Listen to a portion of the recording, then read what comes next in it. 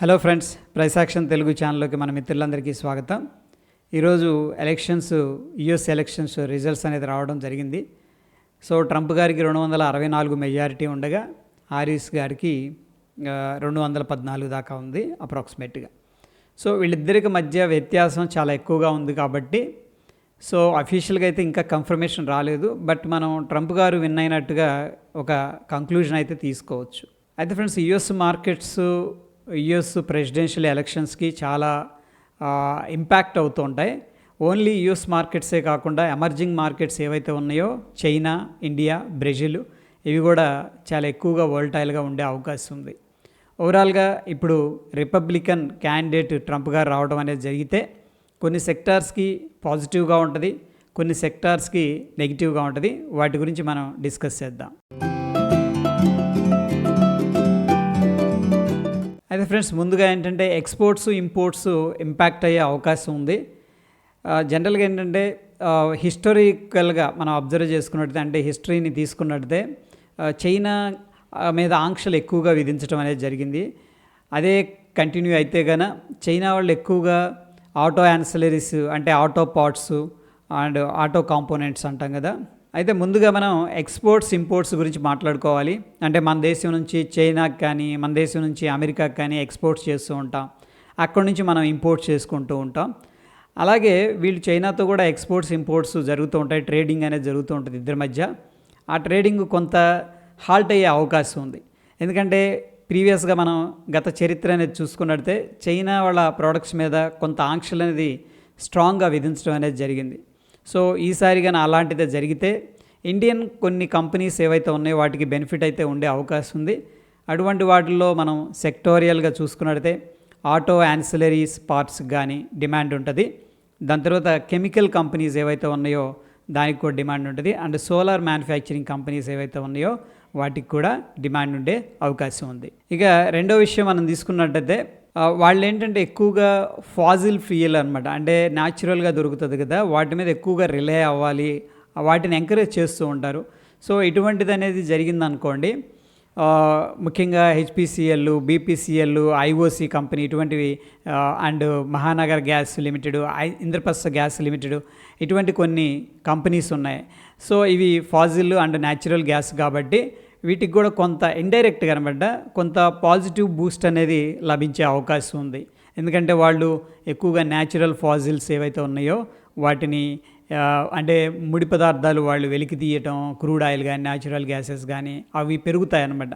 ఆ పెరిగినప్పుడు ఏంటంటే ఆ ప్రైసెస్ అనేది కొద్దిగా స్టేబుల్ అయ్యే అవకాశం ఉంది. అటువంటిది జరిగితే మనం అనుకున్న ఈ యొక్క oil companies and gas distribution కంపెనీస్కి బెనిఫిట్ అయ్యే అవకాశం ఉంది. ఇక ఇండస్ట్రియల్గా డిఫెన్స్ పరంగా ఏంటంటే ఇద్దరి మధ్య కూడా మైత్రి సంబంధాలు అనేది కొనసాగవచ్చు, ట్రేడ్ డీల్స్ అనేది కూడా జరగవచ్చు.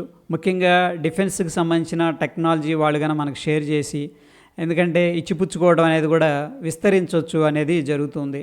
అట్లాగే జరిగితే కనుక డిఫెన్స్లో మనకి Bharat dynamics, Hindustan aeronautics limited అనేది అంటే లబ్ధి పొందడానికి ఆస్కారం ఉంది. ఇకపోతే ఫ్రెండ్స్, అమెరికన్స్ ఆధ్వర్యంలో కొన్ని ఎంఎన్సి కంపెనీలు ఉన్నాయి. వాటి యొక్క స్టాక్స్ కూడా అంటే అటువంటి స్టాక్స్ కూడా స్ట్రాంగ్ డిమాండ్ ఉండే అవకాశం ఉంది. అటువంటి స్టాక్స్ అనేది మనం చూసుకున్నట్టయితే ABB, Siemens, Cummins India, Honeywell, GETND, Hitachi Energy ఈ కంపెనీలకి ఏంటంటే పాజిటివ్గా మనం చెప్పుకోవచ్చు.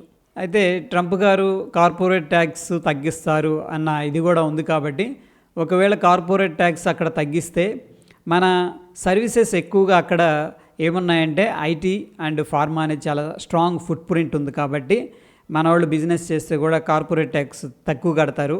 సో వాళ్ళ ప్రాఫిటబిలిటీ పెరుగుతుంది, అంటే ప్రాఫిట్ మార్జిన్ అనేది పెరిగే అవకాశం ఉంది.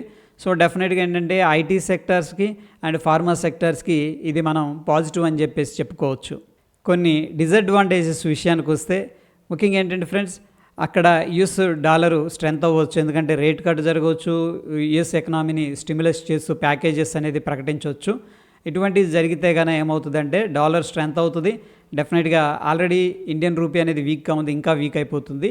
మనం ఏదన్నా వాళ్ళ దగ్గర నుంచి రా మెటీరియల్స్ కానీ, మెషినరీ అండ్ క్రూడ్ ఆయిల్ ఇటువంటివి ఏదన్నా ఇంపోర్ట్ చేసుకుంటున్నప్పుడు మనం ఎక్కువగా పే చేయాల్సిన అవసరం వస్తుంది. దీనివల్ల ఏం జరుగుతుందంటే ఫిస్కల్ డెఫిసిట్ జరిగే అవకాశం ఉంది. ఇక హిస్టారికల్గా చూసుకున్నట్టయితే ఇండియన్ ఐటీ ఎంప్లాయీస్ చాలా హెడ్విండ్స్ అనేది ఫేస్ చేశారు. ముఖ్యంగా H1B వీసా ఆంక్షలు విధించటం అండ్ రిజెక్షన్స్ ఎక్కువగా జరగడం, లేకపోతే ప్రాసెసింగ్ ఫీజు అనేది ఇంక్రీజ్ చేయటం, ఇటువంటి ఇమిగ్రేషన్ ప్రాసెస్లో ఏంటంటే టఫ్ సిచ్యువేషన్స్ అనేవి పాస్ట్లో జరిగినాయి. బట్ ఎనీహౌ అది కూడా కొంత నెగిటివ్గా ఇంపాక్ట్ అయ్యే అవకాశం ఉంది. బట్ ఐటీ కంపెనీస్ ఈసారి తెలివిగా ఏం చేసినాయి అంటే అక్కడ ఉన్న ఎంప్లాయీస్ని రిక్రూట్ చేసుకోవడం, గ్రీన్ కార్డు హోల్డర్స్ ఎవరైతే ఉన్నారో ఇండియా వాళ్ళు, వాళ్ళని రిక్రూట్ చేసుకోవడం, ఈ విధంగా చేసింది. కాబట్టి దాదాపుగా ఈ ప్రాబ్లం అనేది ఉంటుంది, అంత మేజర్ ఇంపాక్ట్గా ఉండకపోవచ్చు. అయితే ఫ్రెండ్స్, గతంలో ట్రంప్ గారు ఇండియాని ఏమనేవాళ్ళు అంటే టారిఫ్ కింగ్ అనేవాళ్ళు. ఎందుకంటే యూఎస్ నుంచి ఏదైనా ప్రోడక్ట్స్ వచ్చినాయి అనుకోండి ఇక్కడికి, వాటి మీద మన కంట్రీ ఏం చేస్తుందో ఎక్కువ ట్యాక్స్లు అనేది కలెక్ట్ చేసేది. ఆ యొక్క పర్సనల్ అది కూడా మనసులో ఉంది ఆయనకి. సో మన కంట్రీకి సంబంధించిన ప్రోడక్ట్స్, ఏదైనా వాల్యుబుల్ ప్రోడక్ట్స్ అక్కడ ఏదైనా మనం సెల్లింగ్ చేస్తుంటే కూడా ఏదైనా ట్యాక్స్లు అట్లా వేశారనుకోండి, కంపెనీస్ అనేది ఇండియన్ కంపెనీస్ సఫర్ అయ్యే అవకాశం ఉంది. సో ఎనీహౌ ఫ్రెండ్స్, ఇండియన్ మార్కెట్స్లో టెంపరీగా కొంత బౌన్స్ అయితే జరిగే అవకాశం ఉంది. సో డాలర్ అయితే స్ట్రెంత్ అవుతుంది. దాదాపుగా FIS ఏదైతే కంటిన్యూ చేస్తూ ఉన్నారో సెల్లింగు, అది ఇంకా కొంచెం ఎక్కువగా కూడా అవ్వచ్చు అని చెప్పేసి ఓవరాల్గా వాతావరణం అనేది కనిపిస్తూ ఉంది. So that is all about ఈ యొక్క వీడియో ఫ్రెండ్స్. మరొక ఇంట్రెస్టింగ్ ఎపిసోడ్తో మళ్ళీ కలుసుకుందాం. Stay tune. ధన్యవాదాలు.